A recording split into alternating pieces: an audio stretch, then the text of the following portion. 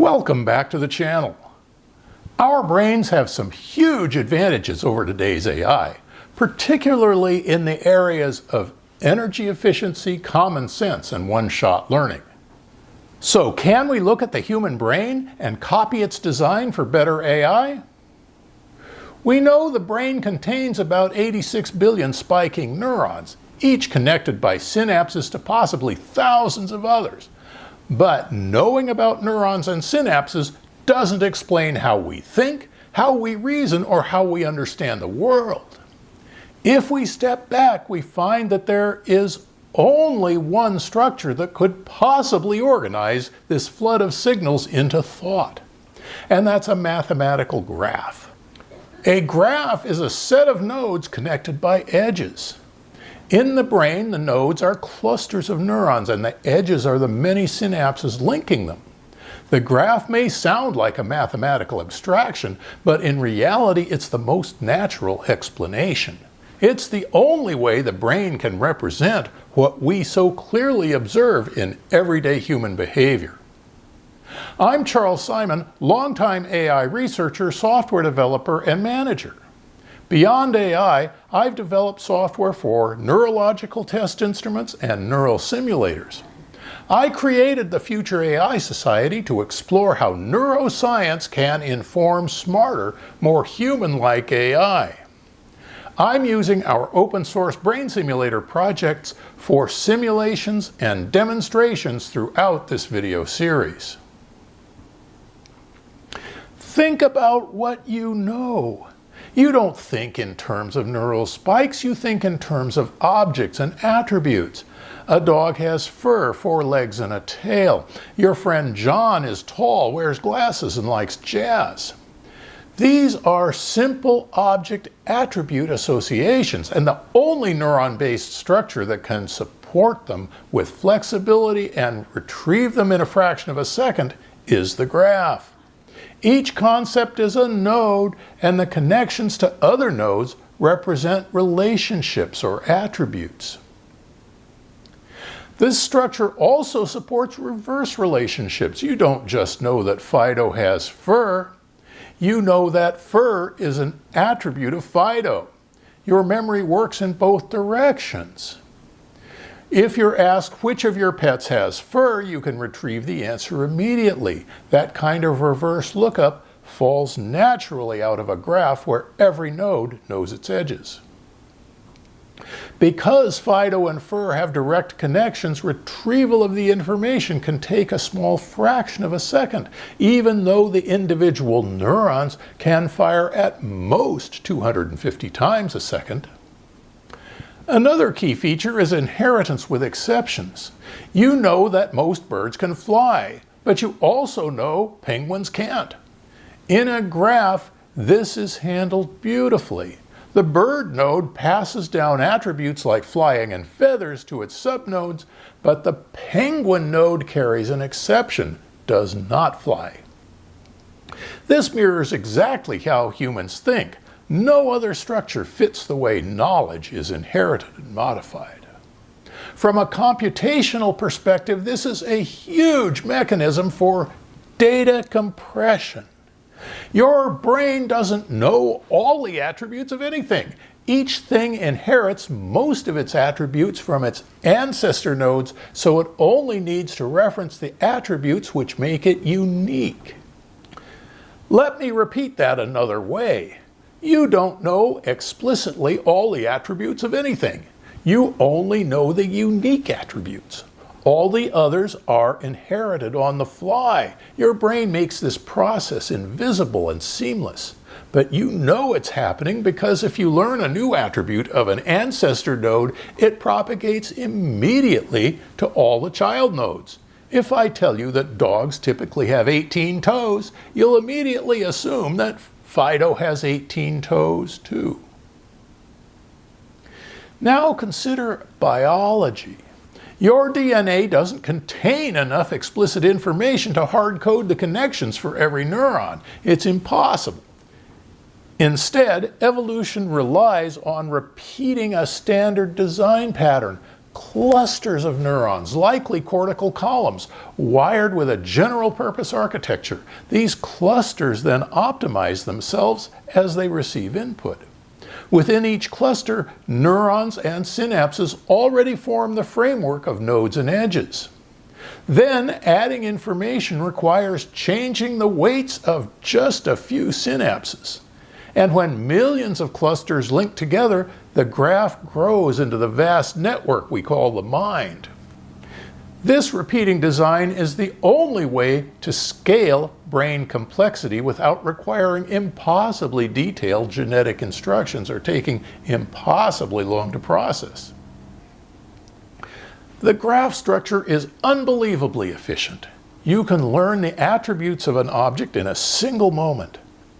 You can also identify a thing based on attributes in just a handful of steps. If I describe something as a yellow fruit that grows in bunches, you jump to banana or perhaps grapefruit almost immediately. In graph terms, you have traversed perhaps only 20 edges before settling on the right nodes. In terms of scaling, observe that in your area of expertise, you know a lot. But in other areas, you know just a little. But knowing a lot doesn't seem to slow your brain. If you were a programmer, does it take you longer to answer programming questions than it does to answer questions about cats and dogs? Of course not. Apparently, the time it takes to search your mental graph doesn't increase much with the amount of information in the graph. And it certainly doesn't exhibit the combinatorial explosion observed in many other data structures. This efficiency also explains why human learning is so fast. Unlike today's AI, which requires millions of training examples, you can learn from a single experience, which builds a few neural relationships. Even young children do this. They know things in terms of objects, attributes, and inheritance from a very young age. A child who learns that a robin is a bird instantly assumes it can fly without ever having seen one fly. That assumption comes from inherited attributes in their mental graph. When they later learn about penguins, they add an exception.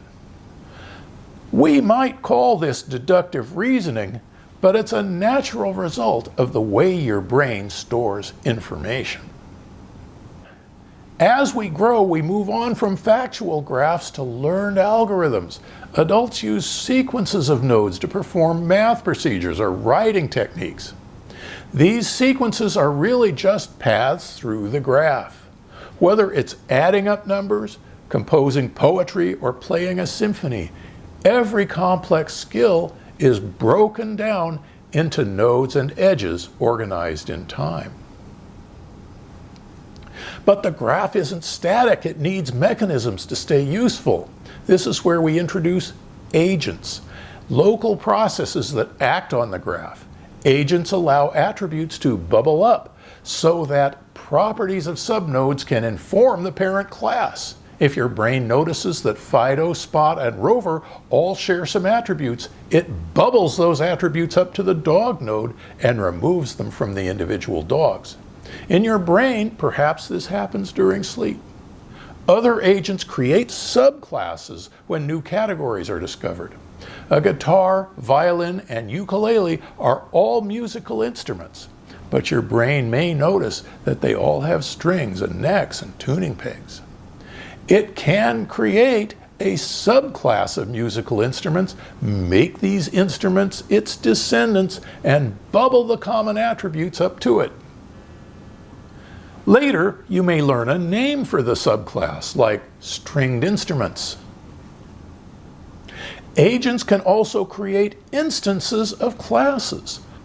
My guitar is an instance of the guitar subclass with some specific attributes, including its location.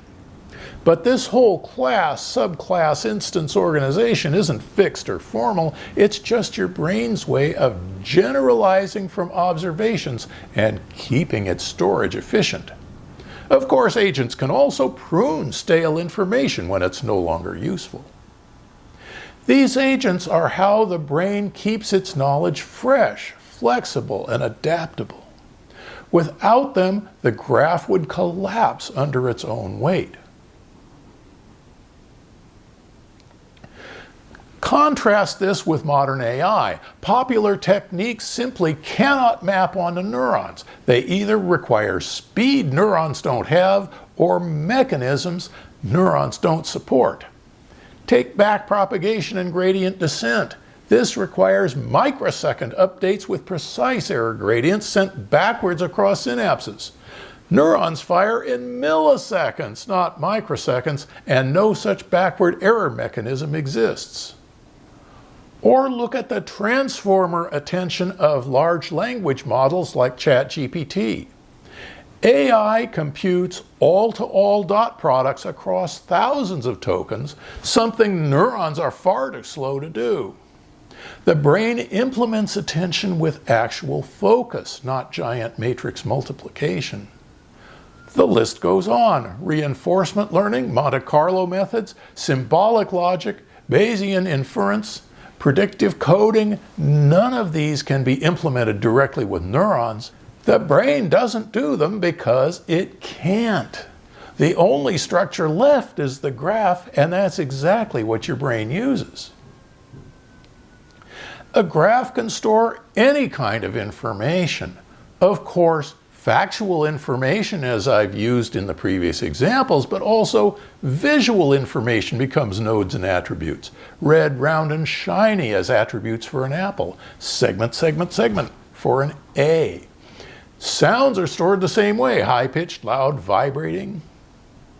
There are also attributes of relative sizes, positions, pitches, and volumes. When you recognize an apple, its apparent size depends on how close it is. By only storing relative sizes, you can recognize it regardless. Likewise, you can recognize a tune regardless of what key it's being played in. The graph can also handle situation, action, outcome triples. If you touch a hot stove, the graph stores situation, hot surface, action, touch, outcome, pain. That becomes a few learned edges you can recall instantly whenever you detect a similar situation. It can even store algorithms. A sequence of nodes with if-go-to style edges forms a procedure. This is how you know how to cook a meal, drive a car, or add up numbers. Most importantly, the graph can create a mental model of your surroundings. This model places you at the center with connections to nodes representing objects around you. It updates continuously with sensory input, sight, sound, and touch.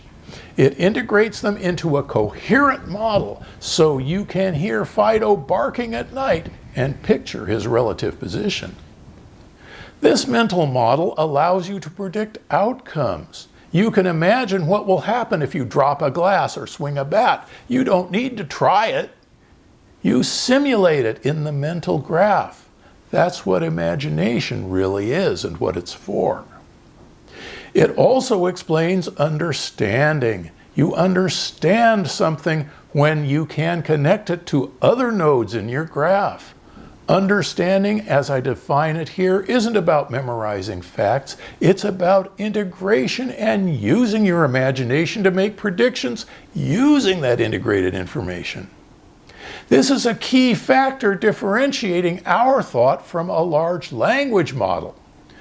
By this definition, ChatGPT understands nothing and attempts to make up for this lack by storing trillions of cases.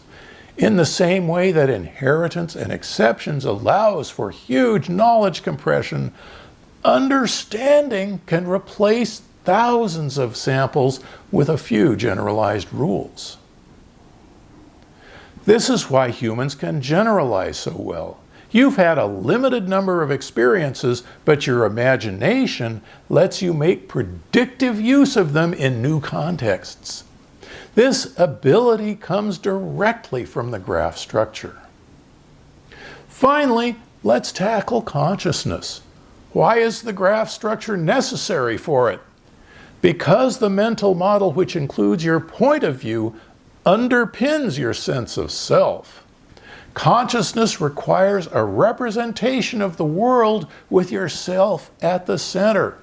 It requires bidirectional reasoning so you can reflect on your own thoughts. It requires context sensitivity so you know not just the facts, but their relevance to you. No other structure can do this. A giant matrix multiplication can't tell you what you are.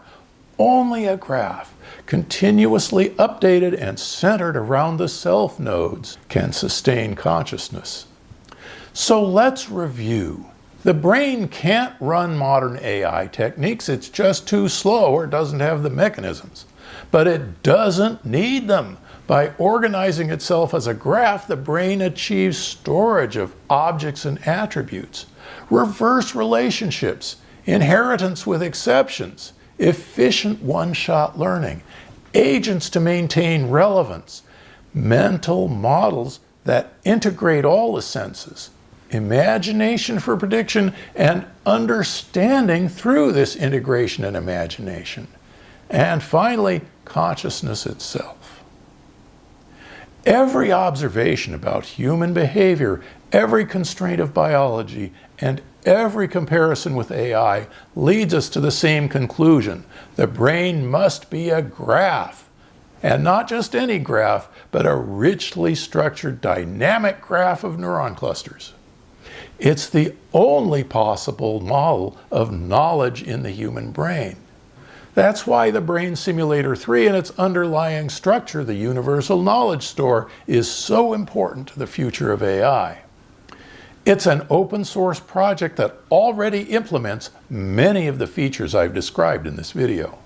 It demonstrates the efficiency and common sense processes which could be added to our artificial intelligence to enable a safer, more sustainable future for all of us. Next time, I'll dive into the unique features of the Brain Simulator and the Universal Knowledge Store. If these ideas resonate with you, if you want to see where they lead, please like, subscribe, and hit the notification bell because the YouTube algorithm won't surface videos like this unless you ask for them. And if you want to dig deeper, join the Future AI Society. It's free and help us shape the next generation of intelligent systems. And you can participate in our online conversations and our Discord server.